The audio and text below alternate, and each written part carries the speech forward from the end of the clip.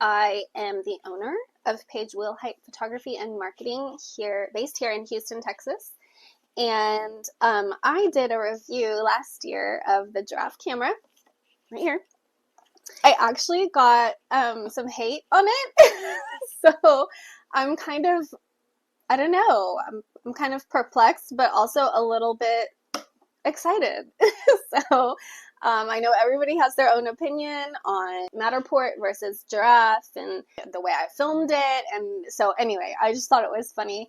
So I'm here because I feel like I owe y'all an update. I did not expect that kind of response from that video. And it wasn't a perfect video, I'll give you that. Still learning filming. I've learned a lot over the past year. So anyway, I hope that this setup is much better for you.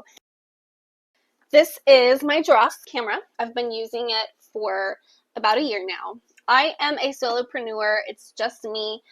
I do have plans of expanding out. I want to hire another photographer because I'm getting busier and busier. The market's picking up down here. But right now, it's just me.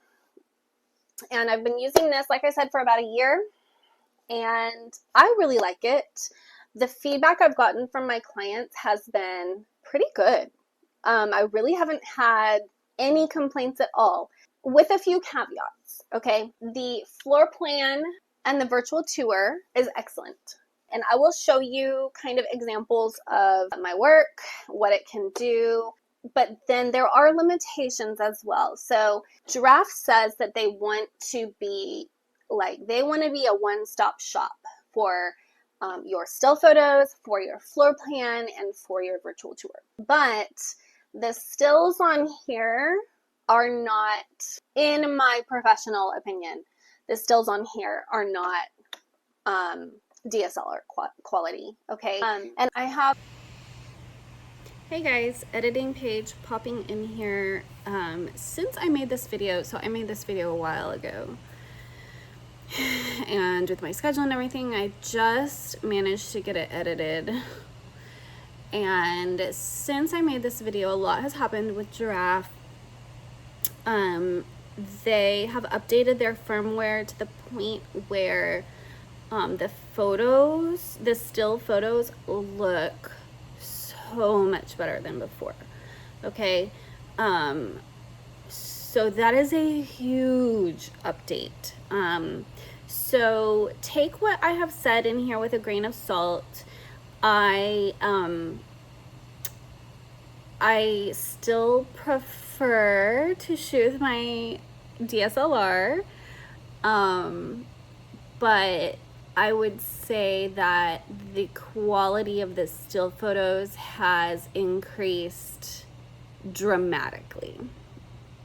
So I would like to put that in here. I've had actually several calls with Giraffe. I've also attended a webinar. They are about to roll out a whole bunch of features with their AI, as well as a pro camera that I will have access to. So I'm really excited about that, and I can't wait to share the updates with y'all.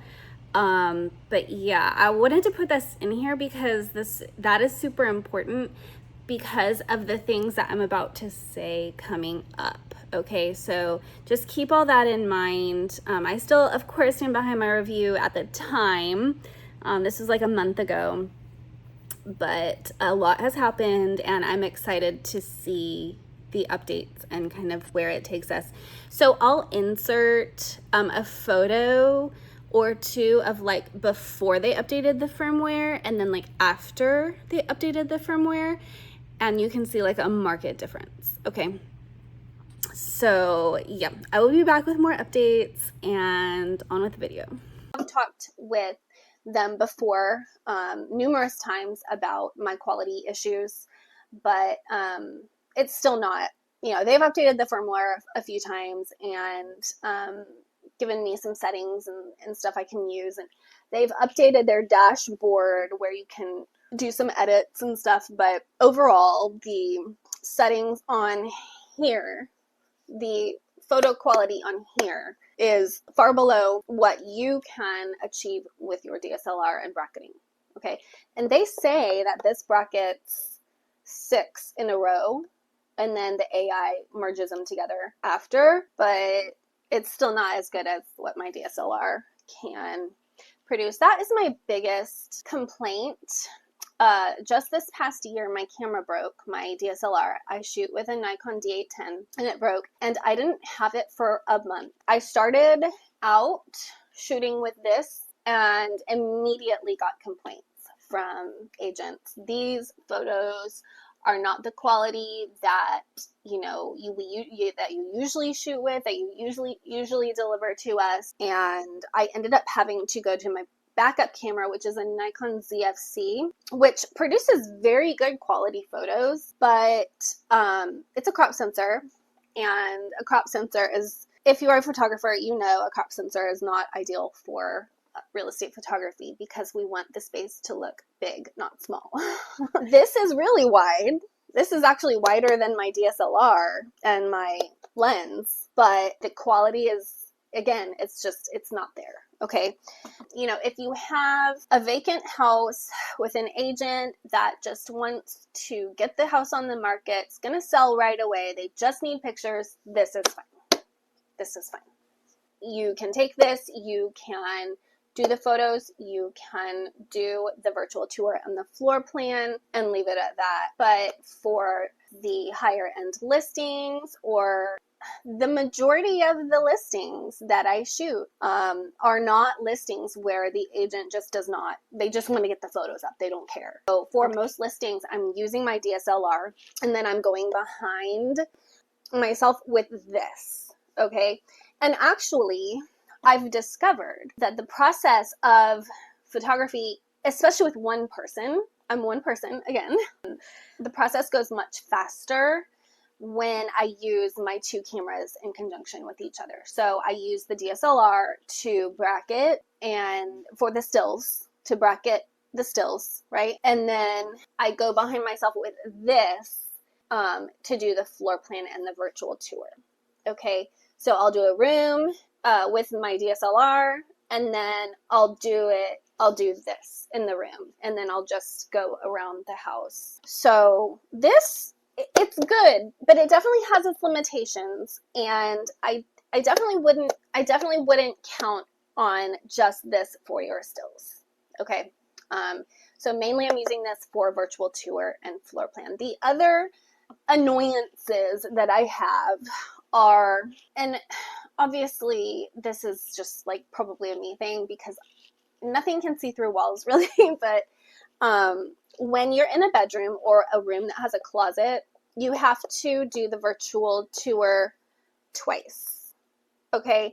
Because you have to do it with the closet closed and you have to do it with the closet open so that it can, otherwise it's not going to put the closet in the floor plan. So that's something that takes time.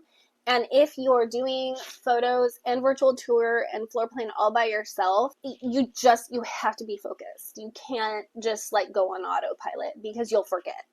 Okay. There's been multiple times where I have forgotten a room or forgot, something, and then I have to go back to that listing. Sometimes the listing is out of town, but I'm going to make it right. If it was my mistake, then I'm going to make it right for the client, right? So you have to be focused. You can't go on autopilot and just zone out. Now, I can do that if I'm not doing a floor plan or a virtual tour because I know real estate photography so well now that like I could literally take my DSLR and probably do it in my sleep.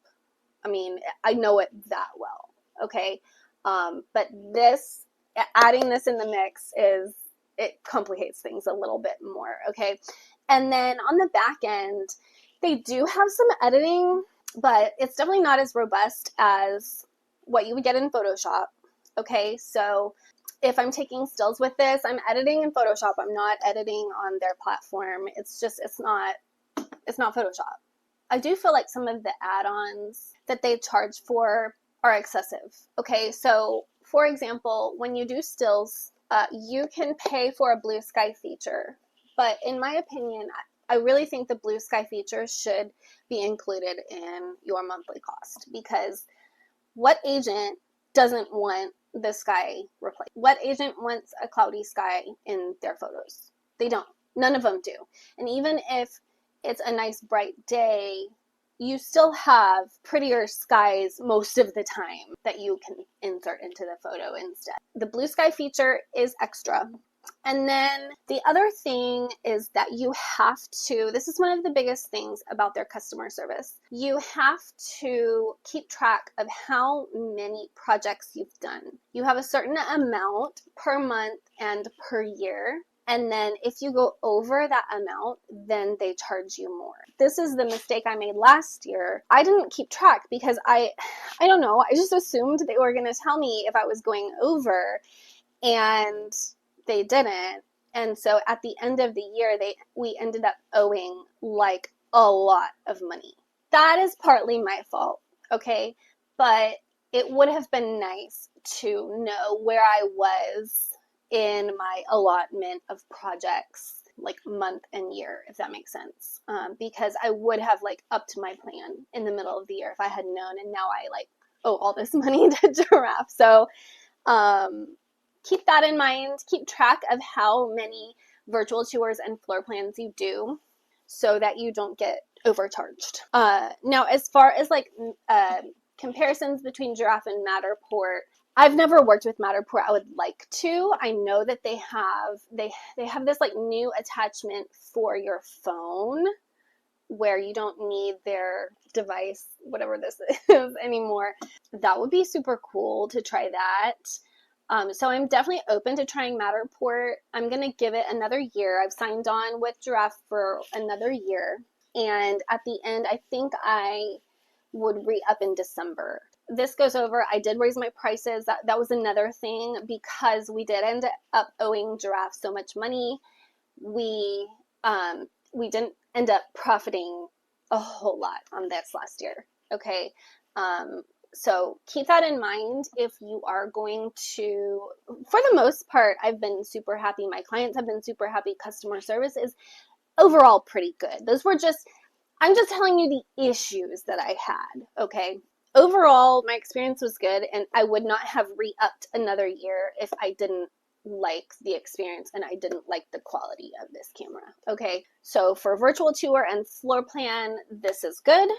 I add a little extra of my own, like I'll pull their floor plan into Canva and make it fancier, because here in Houston, we have a free floor plan app that agents can use and do themselves, but it's very stripped down. Okay, so I want my floor plans to like stand out. Okay, I pull mine into Canva, but now I have a template and it takes me no time at all, basically. If you want, I can share my template with you. And I think that's it. Again, just to summarize, overall, I'm very happy with my Giraffe camera. I'm going into my second year with it. Will I stay with it forever? I don't know. I wouldn't mind trying Matterport, but it's just a matter of cost, at this point. So I'm trying to figure out what's best for my budget. And so far, the quality of this has been good for the money. I hope that answered all your questions, and my follow-up was good from last year. I hope the camera quality and the framing was better too. And just bear with me. I'm going to be posting more videos and some stuff on my community tab and stuff like that. So stay tuned and subscribe. I'll talk to you later. Bye.